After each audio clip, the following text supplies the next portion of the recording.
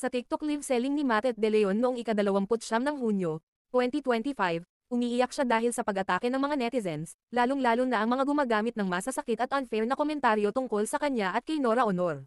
Gumatsyada ang mga basher kahit sa simpleng live selling, kumambyo ang sama ng loob nila sa kanya at sa anak ni Ate Guy. Tinawag siyang laos, saplada, at pinatawan siya ng sablay na akusasyon na, nagbebenta na lang dahil wala ng projects. May netizens na sinisisi pa siya sa pagkamatay ng ina ni Lotlot dahil daw sa kanilang hindi pagkakaunawaan.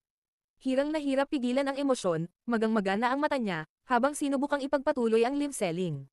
Dahil dito, nasaktan si Matet dahil hindi lang siya ang tinutuligsan ng mga bashers, naidirami na rin si Nora, lalo pa ngayong nagluluksa ang pamilya.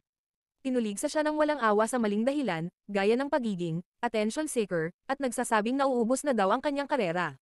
Ito ang nagdala sa kanya sa puntong hindi niya na mapigilan ang pagluha habang nagpapatuloy sa pagbebenta at pakikipag-ugnayan sa kanyang mga viewers. Nagustuhan mo ba ang content na ito? Huwag kalimutang mag-like, follow and share.